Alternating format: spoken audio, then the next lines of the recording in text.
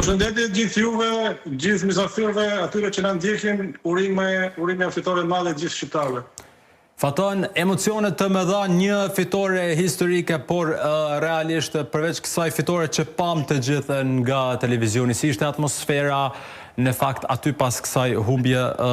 të Serbisë dhe në atyre cilat ishin reagimet, po ashtu dhe festa e futbollistëve shqiptar, gjë për të cilat ne nuk i pam këtu nga televizioni, por natyrisht që ju jeni në vendin e ngjarjes. Realisht ka shumë për të folur sepse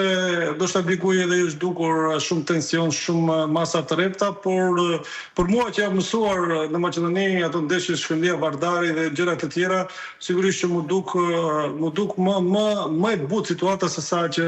e kisha menduar. Natyrisht e bukur për të qenë këtu dhe për të parë fitoren e Shqipërisë, shijon ndryshe, kuptohet që futbolli luhet për tifoz dhe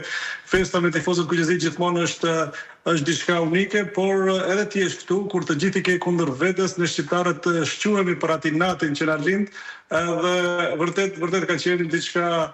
një përjetim i jashtëzakonshëm për të qenë sonte këtu në Leskoc. Por përtej kësaj fitore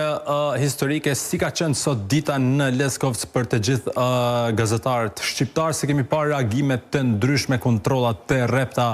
Realisht cila ka qenë përvoja juaj personale sot para kësaj ndeshje, gjatë ndeshjes, por edhe pas ndeshjes? Ka pasur kontrole që në futjen tonë në Serbi, në kufi, ka qenë diçka shumë e rrët, për herë parë në jetë kam përjetuar diçka të tillë, edhe pse po prisja, vetura, pajisje, teshat dhe në fund një kontrol personal në një dhomë enkas person për person, natyrisht që ishte një procedurë e rregull, më pas çdo hyrje, çdo dalje nga qyteti ka qenë kontrolluar nga forcat e vendit, por duke qenë se gjithçka është në rregull, duke qenë që nuk po vija këtu për të provokuar, thjesht për bërë punën time dhe për të parë ndeshjen dhe për të raportuar, sigurisht që nuk e kam patur problem bashkë me kolegët e Euronews Albania. Një rrethana lehtësuese ka qenë fakti që ata kur shikonin vetura nga Shqipëria, sigurisht që kishin një drejtim kërkesat e tyre, por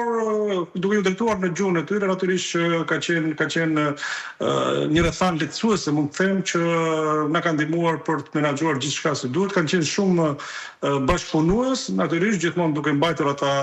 masat e repta të tyre, dhe nuk është se kemi patur problem në lëvizjen tonë të lirë, pa ndonjë shoqërim policia apo diçka e tillë, edhe në qytet kemi lëvizur deri në Nish tek hoteli i kombëtarës Shqipërisë, ku nuk kemi arritur të futemi sepse masat ishin të rrepta, por në lëvizje nuk kemi patur ndonjë kufizim. Po si u pret festa me shqiponj nga Rejmanaj pas se shënoi golin, si u pret nga tifozët serb të cilët ishin të pranishëm në stadion?